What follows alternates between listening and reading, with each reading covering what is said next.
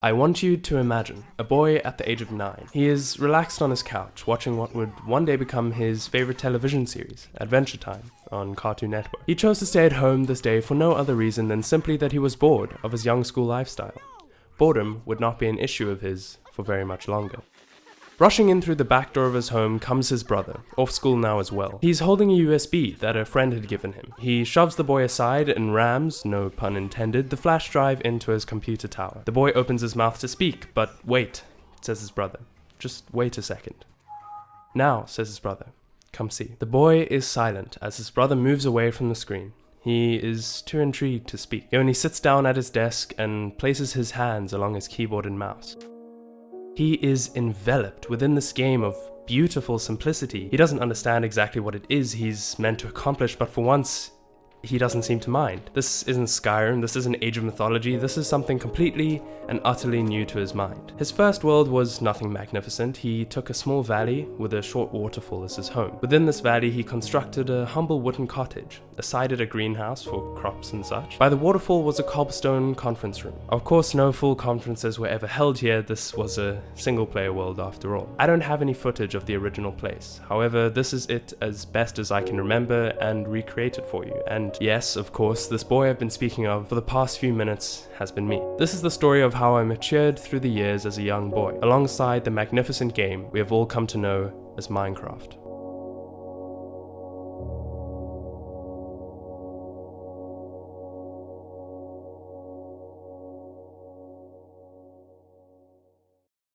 As I said, hereafter I was not to be bored for long intervals ever again, excluding the long period in which I didn't touch many games at all. However, I soon grew out of that period too, as you will see. For now, let us avoid the more recent years and rewind back to 2013, about a year after first discovering this magnificent game. After watching endless amounts of Smosh on YouTube for about a year without an account, I finally decided to create one for myself in 2013. After some exploring of Minecraft content, I found that I was absolutely obsessed with Minecraft YouTuber Stampy Longnose, and with Minecraft as a whole, to be completely frank. And he would only really play on Xbox 360. I felt he had built such a positive, welcoming fan base, and I was happy to be a part of it. In January of 2013, he uploaded a video titled Community World Tour, and that is what pushed young Stuart over the edge of Java Edition and into the depths of console gameplay, to join this lively community of creativity. Third person view and sort of walk backwards just so I can see where I'm going, and his arrow come to join me. Oh, how am I going to do this? From this point in my life sprouted a true passion for the survival side of Minecraft, watching Stampy in his completely survival world having endless fun, as well as others such as Skydas Minecraft, Sunday, DanTDM, Bayesian Canadian, the Yogscast, you name it, playing their own interesting mini-games or Let's Plays. And so in the end I got sucked into the world of console Minecraft, and honestly I only ever reincorporated Java Edition into my life again recently. More on that later. I never did end up being able to get into that community world, and honestly it's mostly because I forgot about it by the time my Xbox 360 was bought mid-2013. I was so overwhelmed by the prospect of new friends over Xbox and a new world to put all my effort into that after a few months I had made my own small community, and all that was left now was a world to play in. In a bit more detail, those months consisted of failures of creative worlds and attempting to download maps onto the console edition, resulting in my Xbox account being lost forever on some USB or other. However, after a new account was created, I met a friend across Plants vs. Zombies, Garden Warfare, I know it rolls right off the tongue, by the name of Michael. This would go on to become my closest friendship across the internet to date. And one day we discovered a common interest: Minecraft. By this point, my first main survival world had been rather built up: a Stampy-esque main building, a dance club, a secret nether portal underneath it, a brewery, a secret storage room, a kitchen, an abandoned shack within shrubbery, a makeshift witch hut, a rather basic castle, the grudgy hole where I spent my first night, and of course, what world is complete without a conference room? To top it off, each main world of mine you will find has the humble beginning of a cabin, even my very first world if you would count it. Here in this world is where Michael made his first mark on my Minecraft history, this tall monolith of a home descending into the water. This world, this project, extended over the course of a year or so, and I still vaguely remember the next project I had in mind, but never started nor finished in survival, but happened to build in creative at the time. It was a brilliant castle of stone and nether brick.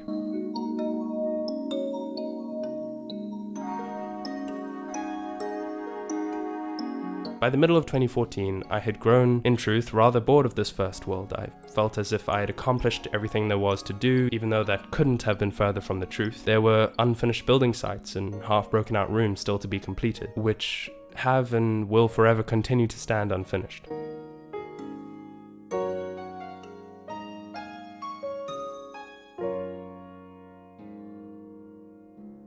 I hadn't even defeated the Ender Dragon yet, and I never would in that world. Pushing aside all this somehow subconsciously, 11-year-old Stuart moved on to start up a new survival save, what would become my second main world. By then, I created a wide circle of friends over Xbox through this game or that, some of which I'm proud to say I'm still in contact with today. Others I haven't talked to in years. I'm only reminded of their existence in my life from old worlds I've recently been visiting, where their usernames may be attached to the occasional building. Maybe someday those offline subtitles will change.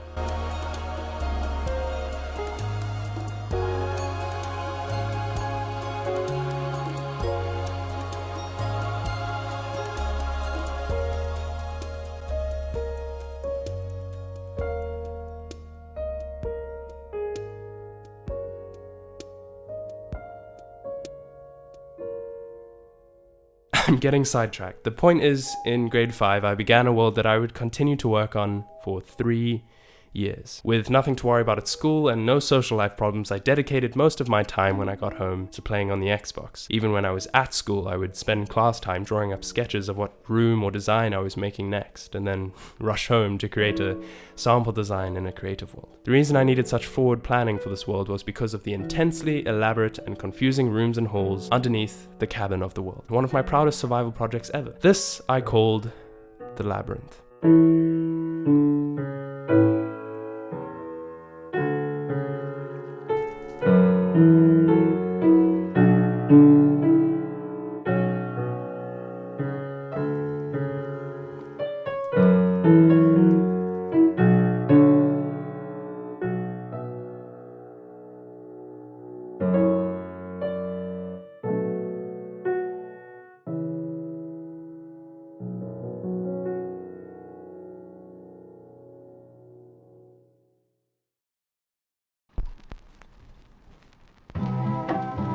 Clearly the Stampy-esque building style hadn't left my mind at this point just yet, as you can probably tell. But speaking of YouTubers, around this time of 2014, I discovered one by the name of EthosLab, who helped to inspire a few of the creations scattered around this second main world, such as the mushroom farm, the alternating blocks in the floor, or even my tree farm, which I don't think is really functional anymore, not that I would know. I left this world as it is quite a while ago now. During this time of spending much of my day watching YouTube, I began to think of putting something together myself on the channel I had made in 2013. And so, in August of 2014, 12-year-old Stuart, don't tell the FTC, uploaded his very first video. And of course this channel started with Minecraft. No voice overlay, no face cam, simply a Bandicam recording of some creative world I had made, with heavy inspiration from Dan TDM. With 2 parts at that, a riveting series if you ask me, twists at every turn. Later this channel would evolve to become a place where I would upload all sorts of let's plays on all sorts of games and have an absolutely wonderful time doing it. Some of that energy has pushed over onto this channel with Dark Souls and Minecraft. However, at the point of 2014, I didn't have the technology to yet even record Minecraft on my Xbox 360. I did end up purchasing a console recorder later in 2014 and doing some videos off of that, overlapped by a prepubescent dog whistle of a voice. But that is completely wrong. I never did get around to recording anything on either of my main worlds. In fact, I started a completely new one for the sake of a YouTube series. Of course, we all know this extensive, engaging, remarkable Minecraft series was the reason for all my resounding success and YouTube fame. No matter what type, because even if we get birch or a different type of wood, we'll be able to use it for tools. But returning to the topic of that second main survival world, I had decided to enhance the feeling of community in it, and there was a grove of trees in which friends of mine would build their houses. Aside from Michael and Philip, who took to the opposite direction of that building location, Michael's house ended up becoming an animal farm in the end, as he never really had any particular like for this world. I'm still not sure why. Loving the feeling of having a community around me, I came up with an idea in 2015, known as the Jobs World. If you really do want to know all about that specifically, I'll leave a link directing you to an old old video I made about it on my previous channel. But the idea was that it would be a center point for a community that enjoyed the competition of succeeding in a sort of Minecraft monopoly. Doing a job, going up in that job, creating your own house, defeating the Ender Dragon if you'd like, with others in survival once you had achieved a high enough tier in the combat job for weapons and in the brewery job for potions, for example. The list goes on. It was a way for me to keep all the friends I had at the time relatively close together with one another. It went on for years and I loved every second of it. I felt as if I had my own community world in a sense.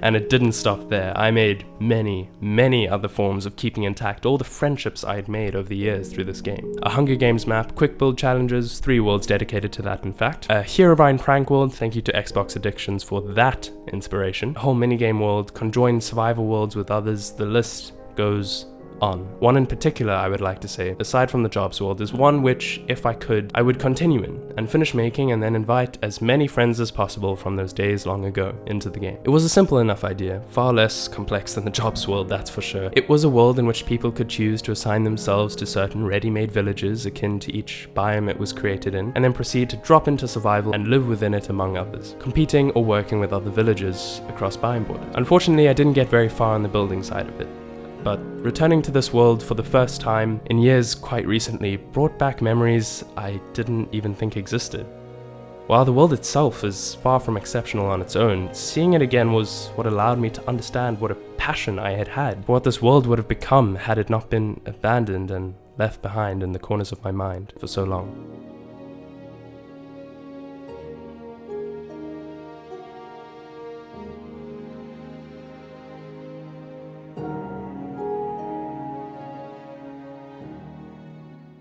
As the end of 2015 approached, entitled little Stuart decided he deserved an upgrade, an Xbox One, for even better block graphics. Surprisingly, an agreement was made and the Xbox One was bought. I transferred every important Minecraft world I could think of at the time, forgetting my first main survival world and many others. Just days before my Xbox 360 had a meltdown, overheating and breaking the power box, leading to the console being left to gather dust on a low shelf beside my desk.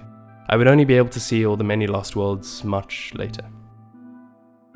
As 2015 came to an end and I was driven into grade 6, a school friend decided that he would destroy my building confidence by showing me his magnificent creative world, which even if I were to try, I could never properly put across how god awful it looked. However, he couldn't accept his lack in building skills, so I decided to absolutely crush this poor boy and recreate his world by an improvement in building quality of tenfold. Jesus, I really was an awful kid, huh? A few weeks later in 2016, I was giving him a tour of this creative world, simply titled Better Than Greg's World, having a big laugh along with him and Michael when I got called into the dining room by my mother. Will it take long? I asked. I'm playing with friends.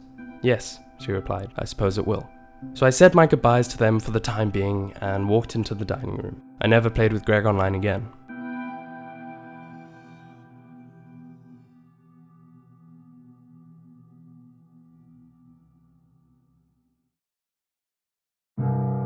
A few minutes later, I discovered that my parents were getting a divorce. I wasn't exactly heartbroken, as it were, it was just a bit of a surprise, I suppose. But as the evening went on, I returned to the Xbox, and I went onto my main world and continued to work on some project or other, trying perhaps to forget the events of the night.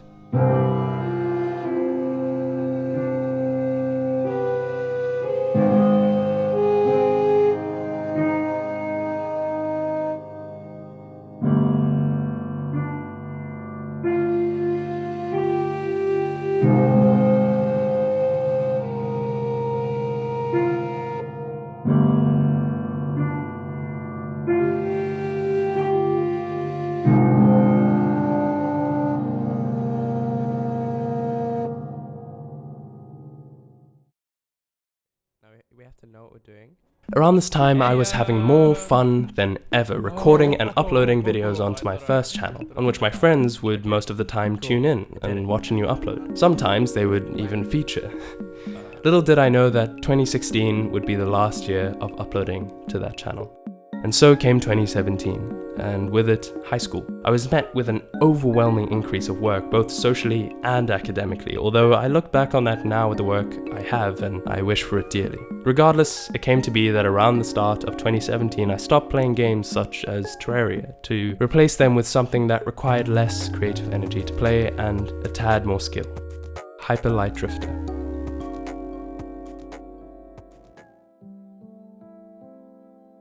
Although I tried to hold on to my passion for Minecraft most of all, I found that the end portal in my second main world had been half destroyed by the generation of the land. I attempted to make a third, and I didn't like the outcome of it very much at all. And so I left Minecraft behind altogether until I would return to the game in 2018. As for my first channel, somehow by glancing at my emails on a computer in IT, a new friend of mine found it. So overwhelmed at the prospect of the old videos being spread around and being called a cringy loser at this new school, I decided to private every single video on my channel, which basically meant that only I could see them. Never again did I upload to their channel for the fear of someone finding it. I look back on that now and consider what I did much smarter than deleting everything, but also a bit of an overreaction, as people probably wouldn't have cared much at all about the channel in truth. Even now, some people I know enjoy watching the stuff I put out, so maybe in the end I could have kept the same account, but as it were, I made a new one. And I would only upload to it in 2018, when I would forget what others would think of my channel and make content that I enjoyed creating.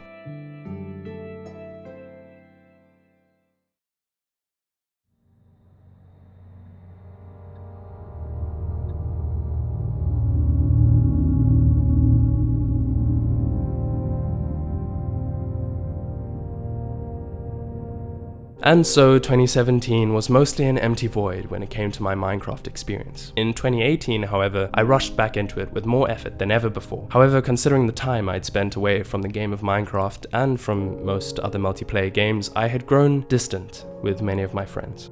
Some of which I still haven't talked to since those years ago with the creation of the Jobs world and those many other community-based worlds.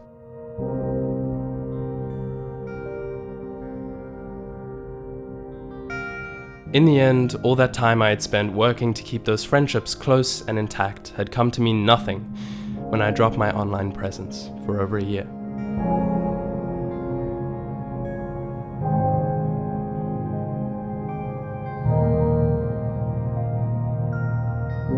Another mindset of 14-year-old Stuart returning to Minecraft was that I would not update past the aquatic update as of 2018. I felt as if the updates from that point onward were unnecessary and excessive. I felt that Minecraft had had its fair share of already unwanted updates in my opinion at the time, and I suppose this came out of a defensive attitude. I had missed when Minecraft was run solely by Mojang, and in a big way I still do, because that's when I began my journey into this game.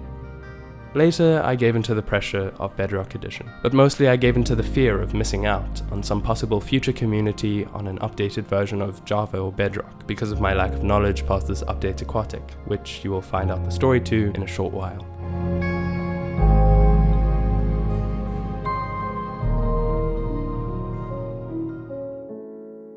Returning to 2018, Michael was still with me as always, and as I built up my third main world, he joined in and thought of his own creations, making an enormous treehouse, a skeleton grinder, and an enderman farm. Josh too, along with others, joined over time and made their own additions to this third main survival world. After over a year of playing and advancing in the save, I created a world that had minor inspiration from any YouTuber. It was my own creation of a world that I was more than proud of and still am today. In fact, I still play on that world even now. And while the Jobs world may be long lost, and many of my friends along with it, there are a few who stuck with me to the present date of writing this, at the end of the decade.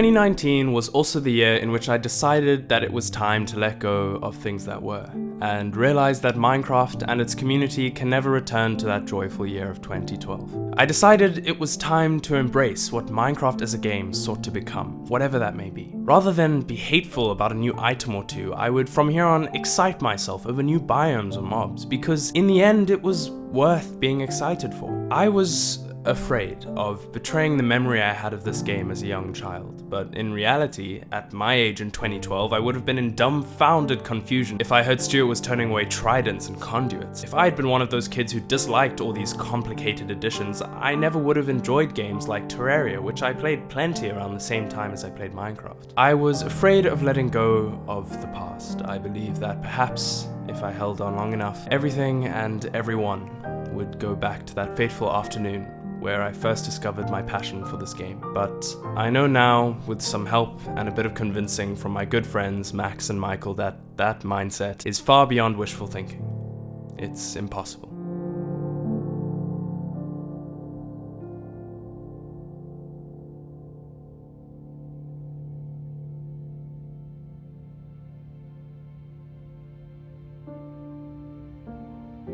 The way we look back on our past, whether it's in months, years, or decades, often it's a pang of nostalgia accompanied by a yearning sensation that greets our hearts. This is because we see those years as the better days or the good times. But the truth of the matter is that in 5 or 10 years you'll realize that the present has flown by, that these were the good days, and that you spent this time in wistful, perhaps mournful thinking of the good times before then, and before then, and before then. So instead of repeating this cycle, in 2019 I transferred the important worlds I had for a second time. This time to Minecraft Bedrock Edition.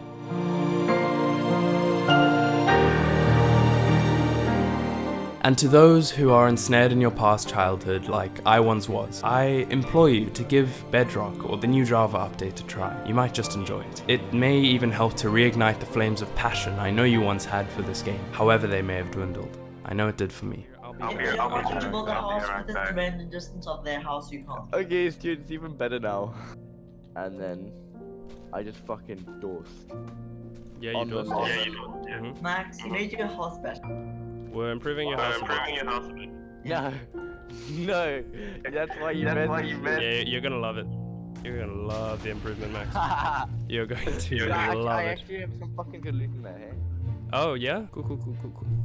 In this year also came new friends over Minecraft, over a realm I joined on Java Edition, which you may have seen a video of here or there. And on my third main world I had finally come to the point where I felt it was time to defeat the Ender Dragon for the first time in a full survivor world. I am in fact sad to say it took 7 years to accomplish this, but I'm nonetheless proud of it in the end. With Michael at my side, I took down the beast and conquered the island, and the many islands beyond it.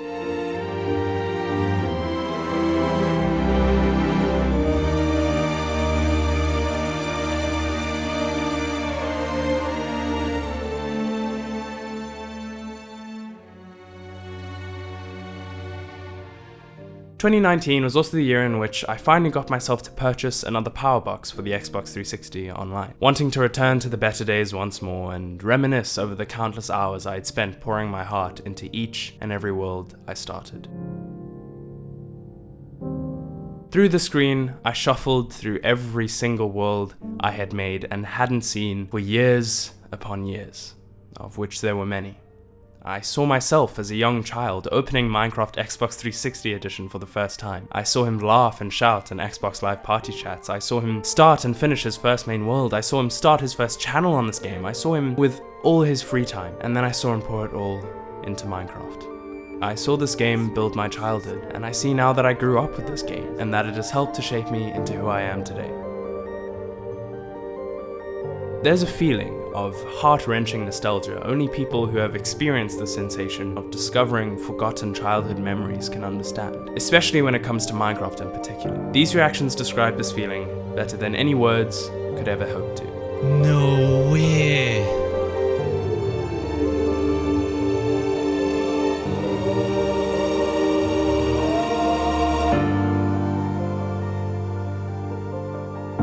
I'm gonna fucking cry, dude.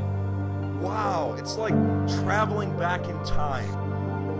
It's like I can remember exactly what was going on in my life when I built this place. And slowly but surely, Sweden faded in. And I just started crying. They weren't sad tears, they weren't tears of joy. I wasn't overwhelmed. I don't know. And when time runs away with me, and I get caught up in the trivialities of everyday life, these worlds will stand unchanged, waiting on my return.